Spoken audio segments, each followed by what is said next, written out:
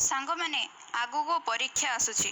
ଏହି ପରୀକ୍ଷାର ନାଁ ଶୁଣିଲା ମାତ୍ରେ ସମସ୍ତଙ୍କୁ ଟେନସନ୍ ଓ ଭୟ ଲାଗେ। ଏହି ଟେନସନ୍ ଓ ଭୟ ଯୋଗୁଁ ଆମେ କିଛି ଛୋଟ ମୋଟ ଭୁଲ କରି ବସୁ। ସେହି ଭୁଲ ଯୋଗୁଁ ଆମର ପରୀକ୍ଷା ପୁରା ବିଗିଡ଼ିଯାଏ। ଜୟ ଜଗନ୍ନାଥ, ମୁଁ ହିମସୁତା। ଆଜି ଏହି ଭିଡ଼ିଓରେ ଆମେ ଏପରି କିଛି ଛୋଟ ମୋଟ ଭୁଲ ଦେଖିବା ଯାହା କାରଣରୁ ଆମର ପୁରା ପରୀକ୍ଷା ବିଗିଡ଼ିଯାଏ। ଚାଲନ୍ତୁ ସାଙ୍ଗମାନେ, ଆମେ ଦେଖିବା ଏବେ ପ୍ରଥମ ଟିପ୍ସ। ଦେବାକୁ ଥିବା ପରୀକ୍ଷାର ଟାଇମ୍ ଟେବୁଲକୁ ଭଲ ଭାବରେ ଚେକ୍ କରିଦିଅନ୍ତୁ। ଯଦି ଆମେ ପରୀକ୍ଷାର ଟାଇମ୍ ଟେବୁଲ ଠିକ୍ ଭାବରେ ଚେକ୍ ନ କରିବା, ତେବେ ଆମେ ବହୁତ ଅସୁବିଧାରେ ପଡ଼ିପାରିବା। ଯେମିତିକି ଯଦି କାଲି ଇଂଲିଶ ଥିବ ଓ ଆମେ ଇତିହାସ ପଢ଼ିଥିବା, ଏକ୍ଜାମ୍ ହଲ୍କୁ ଗଲା ପରେ ଆମକୁ ଜଣାପଡ଼ିବ କି ଆଜି ଇଂଲିଶ ଅଛି, ତେବେ ଆମେ ସେହି ଦିନର ପେପରକୁ ଠିକ୍ ଭାବରେ ଲେଖିପାରିବା ନାହିଁ। ଏବଂ କେଉଁ ଦିନ କେଉଁ ବିଷୟ ଅଛି କିମ୍ବା ଟାଇମ୍ ଟେବୁଲରେ କିଛି ପରିବର୍ତ୍ତନ ହୋଇଛି କି, ଏହା ଜାଣିବା ବହୁତ ଆବଶ୍ୟକ।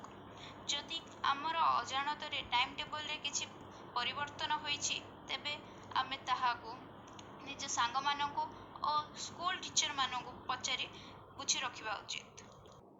ଚାଲନ୍ତୁ ସାଙ୍ଗମାନେ, ଏବେ ଦେଖିବା ଦ୍ୱିତୀୟ ଟିପ୍ସ। ଆପଣଙ୍କ ପରୀକ୍ଷା ସ୍ଥଳ କେଉଁଠାରେ ଅଛି ଓ ଆପଣ ସେଠାକୁ କେମିତି ପହଞ୍ଚିବେ, ଏଠାର ସଠିକ୍ ଖବର ରଖିନିଅନ୍ତୁ। ଯଦି ପରୀକ୍ଷା ସ୍ଥାନଟି ଆପଣଙ୍କୁ ଜଣା ନାହିଁ, ତାହାହେଲେ ଆପଣ ଆପଣଙ୍କ ଟିଚରମାନଙ୍କୁ ପଚାରି ବୁଝିନିଅନ୍ତୁ ଏବଂ ଏହା ବି ବୁଝିନିଅନ୍ତୁ ସେଠାକୁ ଯିବା ପାଇଁ କ'ଣ ବ୍ୟବସ୍ଥା ରହିଛି, ଏହାର ଦୂରତା କେତେ, ସେଠାକୁ ଯିବା ପାଇଁ କେତେ ସମୟ ଲାଗେ ଏବଂ ସେଠାରେ ପହଞ୍ଚିବା ରାସ୍ତାରେ କୌଣସି ଟ୍ରାଫିକ୍ ସମସ୍ୟା ଅଛି କି ନାହିଁ। ଯଦି ଅଛି, ତାହାହେଲେ ଆପଣ କେତେ ସମୟ ପୂର୍ବରୁ ଘରରୁ ବାହାରିବେ ଏବଂ ପରୀକ୍ଷା ସ୍ଥଳରେ ଅଧଘଣ୍ଟା ପୂର୍ବରୁ ପହଞ୍ଚିବେ, ଏହା ପୂର୍ବରୁ ନିର୍ଦ୍ଧାରିତ କରି ରଖନ୍ତୁ। ଯଦି ଆପଣ ପରୀକ୍ଷା ସ୍ଥଳକୁ ଅଧଘଣ୍ଟା ପୂର୍ବରୁ ପହଞ୍ଚିବେ, ତେବେ ଆପଣ ଆପଣଙ୍କର ପରୀକ୍ଷା ହଲ୍ ଓ ନିଜ ରୋଲ୍ ନମ୍ବର ଖୋଜି ଆପଣଙ୍କ ସଠିକ୍ ସ୍ଥାନରେ ବସିପାରିବେ ଓ ଏହା ବି ଦେଖିପାରିବେ କି ସେଠାରେ କିଛି ଅସୁବିଧା ଅଛି କି ନାହିଁ। ଚାଲନ୍ତୁ ସାଙ୍ଗମାନେ, ଏବେ ଦେଖିବା ତୃତୀୟ ଟିପ୍ସ। ଆପଣଙ୍କ ପରୀକ୍ଷା ପାଇଁ ଯେଉଁ ଜିନିଷ ଗୁଡ଼ିକ ଆବଶ୍ୟକ, ସେ ସବୁକୁ ଠିକ୍ କରି ରଖିଦିଅନ୍ତୁ। ଯେପରି pen, pencil, compass box, sketch pen. ଯଦି ଆପଣଙ୍କ ପାଖରେ ଏହିସବୁ ମଧ୍ୟରୁ କିଛି ଜିନିଷ ନାହିଁ, ତାହାହେଲେ ଆପଣ ବଜାରରୁ କିଣି ରଖନ୍ତୁ। ଆପଣ ଆପଣଙ୍କର ଆଡମିଟ୍ କାର୍ଡ଼କୁ ମଧ୍ୟ ସଜାଇ ନିଜ କମ୍ପାସ୍ ବକ୍ସରେ ରଖିନିଅନ୍ତୁ।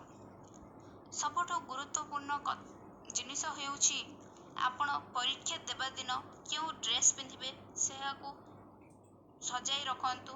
ଏହା ବି ଚେକ୍ କରିନିଅନ୍ତୁ ଯେ ତାହା ସଫା ହୋଇଛି କି ନାହିଁ ଓ ତାହା ପ୍ରେସ୍ ହୋଇଛି କି ନାହିଁ।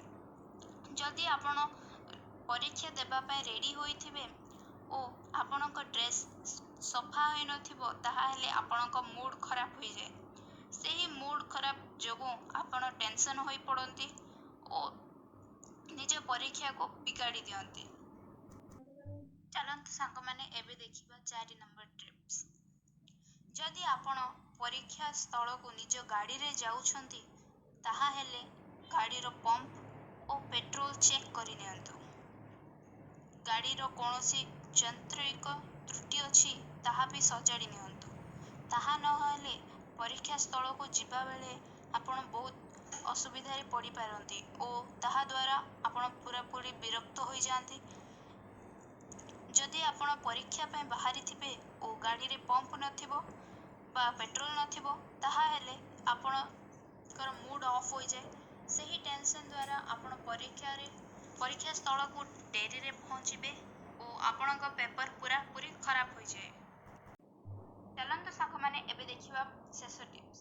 ଟିପ୍ସଟି ହେଲା, ଆପଣମାନେ ଚିନ୍ତାମୁକ୍ତ ରୁହନ୍ତୁ। ଯଦି ଆପଣଙ୍କର କୌଣସି ଶାରୀରିକ ଓ ମାନସିକ ସମସ୍ୟା ଅଛି, ତାହାହେଲେ ଆପଣ ଡାକ୍ତରଙ୍କ ପରାମର୍ଶ ନିଅନ୍ତୁ ଓ ନିଜକୁ ଠିକ୍ ରଖନ୍ତୁ। ଯଦି ଆପଣମାନେ ଶୁଣିଥିବେ ଯେ ପରୀକ୍ଷାର ନାଁ ଶୁଣିଲେ ସମସ୍ତଙ୍କୁ ଟେନସନ୍ ହୁଏ। ଯଦି ଆପଣ ଏହି ଟେନସନ୍ରେ ରୁହନ୍ତି, ତେବେ ଆପଣ ଯେତେ ବି ପରିଶ୍ରମ କରି ରଖନ୍ତୁ, କିନ୍ତୁ ପରୀକ୍ଷା ସମୟରେ ଏହା କୌଣସି ଫାଇଦା ନଥାଏ। ଯଦି ଆପଣ ପରୀକ୍ଷାରେ ସବୁ ପଢ଼ିଥିବେ, ସମସ୍ତଙ୍କ ପ୍ରଶ୍ନର ଉତ୍ତର ଜାଣିଥିବେ, କିନ୍ତୁ ଆପଣଙ୍କ ଶରୀର ଖରାପ ଥାଏ ବା ଆପଣଙ୍କୁ କୌଣସି ପ୍ରୋବ୍ଲେମ୍ ହୋଇଥାଏ, ତାହେଲେ ଆପଣ ସେହି ଦିନର ପେପର କିଛି ଭଲ କରିପାରିବେ ନାହିଁ। ସଫଳତାର ମାନେ ଏହା ନୁହେଁ କି ଆପଣ କେବଳ କଠିନ ପରିଶ୍ରମ କରନ୍ତୁ, ଏହା ସହିତ ଆପଣ ସୁସ୍ଥ ରହିବା ବି ଦରକାର। ତାହା ନହେଲେ ଆପଣଙ୍କ ସବୁ ପରିଶ୍ରମ ବ୍ୟର୍ଥ ହୋଇଯାଏ।